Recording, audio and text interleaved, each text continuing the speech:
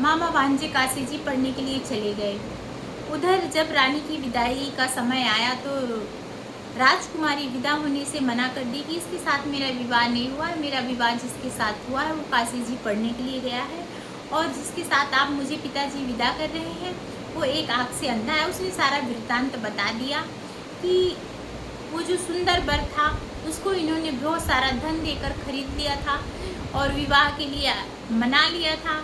तो वो शादी करके काशी जी पढ़ने के लिए चले गए हैं। मैं उनका इंतज़ार करूंगी, वो आएंगे तब मैं उनके साथ अपने ससुराल जाऊंगी।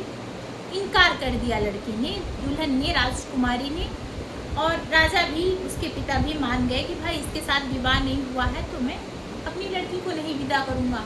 और मेन समस्या थी तो एक आँख अंधा था।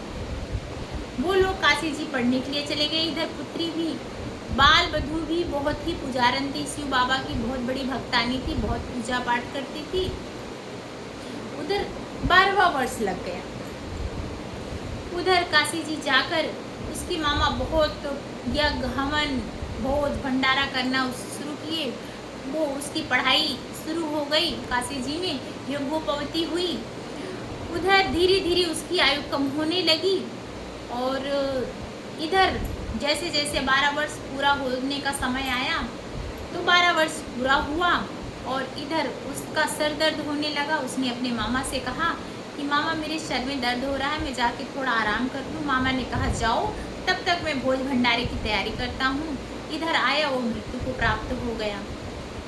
और उधर भोज भंडारा ब्राह्मणों को भोज करवा रहे थे उसके मामा। अंदर आके देखा तो भांजा तो मृत्यु को प्राप्त था।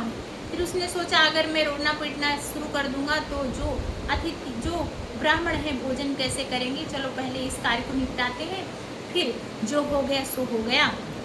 उधर उसने ब्राह्मणों को भोजन करवाया, सारे कार्य को निपटाया, फिर अपनी भांजी को लेकर रोना पीटना शुरू किया कि अब मैं क्या मुंह दिखाऊंगा अपनी दीदी और जीजा को कि मैं क्या कराने लेके आया था, क्या हो गया।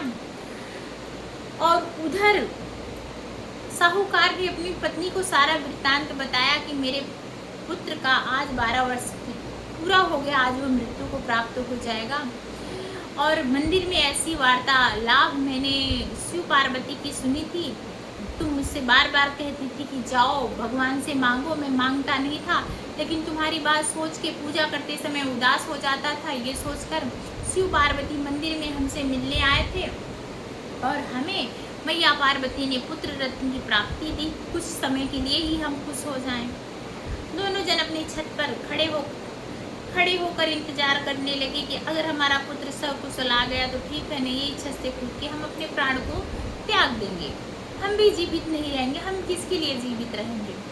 उधर जब वो रोने पीटने लगा तो शिव पार्वती उधर ही से गुजर रहे थे। तो उन्होंने कहा कौन इतना रुदन कर रहा है, चलो चल के देख लेते हैं। भोले बाबा बोले तुम बड़ी हठी स्त्री हो, जब देखो जहाँ मुझे भटका देती हो, किसी न किसी जंजाल में फांस देती हो, चलो अपने रास्ते चलो। नहीं कहीं नहीं स्वामी जी चलना पड़ेगा। देखा तो वही पुत्र मृतक पड़ा हुआ था। तो उन्होंने कहा अरे स्वामी ये तो वही पुत्र है जो आपके आशीर्वाद से पैदा हुआ था, और ये तो उसी का पति है जो हमारी बड़ी भक्तानी है, जिसके साथ इसका भी एक साल पहले विवाह हुआ था। और मैं उस पर बहुत प्रसन्न होती हूँ, रोज उसको आशीर्वाद देती हूँ अखंड स्वभाव का। ये तो बड़ी विडम्बना हो गई। शिव बाबा बोले इसके भाग में पुत्र सुख नहीं था, फिर भी मैंने तुम्हारे कहने से पुत्र प्राप्त हुआ। 12 वर्ष की आयु दिया, इससे ज़्यादा मैं कुछ नहीं कर सकता। लेकिन वो हट करके बैठ गई, नहीं बाबा मैंने इसकी पत्नी को बहुत सारा आशीर्वाद दिया है, वो मेरी और आपकी बहुत पूजा करती है, तो आपको फिर से इसको आयु 100 वर्ष की आयु देनी पड़ी। भगवान पत्नी के आगे हार गए, बोले ठीक है तुम ही जीत जाओ। उन्होंने उसको 100 वर्ष की आयु दिया और उठकर बैठ गया। उसके मामा खुश हो गए। फिर से उन्होंने भोज भंडारा किया, पूजा पाठ करवाया, हवन यज्ञ करवाया और खुशी खुशी उसी नगर से गुजरे। और जब वो नगर के निकट पहुंचा तो राजा उसको पहचान गए और उन्होंने बताया कि तुम्हारे साथ हमारी पुत्री का विवाह हुआ था। बोले हाँ मैं जानता हूँ। और ढेर सारे धन, हाथी, घोड़े, नौकर चाकर के साथ तैयार करके उन्होंने अपनी पुत्री को साहूकार के पुत्र के साथ विदा किया। और वो नगर के निकट पहुँचे तो मामा सोचा जाके पहले दीदी जीजा को मैं खबर कर देता हूँ कि अब मैं आपके पुत्र को लेकर, पुत्र और पुत्र वधू को लेकर आ गया हूँ। और आकर के उसने सारा वृत्तांत बताया। माता पिता खुश हो गए, छत से नीचे आ गए। बहू और पुत्र वधू की स्वागत के लिए नगर में भोज भंडारे करना शुरू कर दिए, दान पुण्य करना शुरू कर दिए, हवन यज्ञ कराना शुरू कर दिए।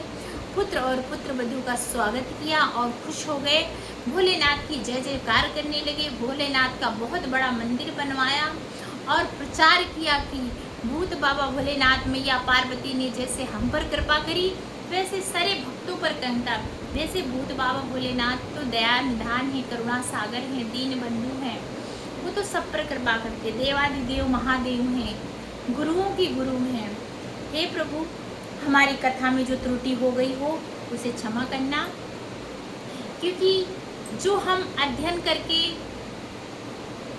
श्रवण करते हैं उसमें और जो हम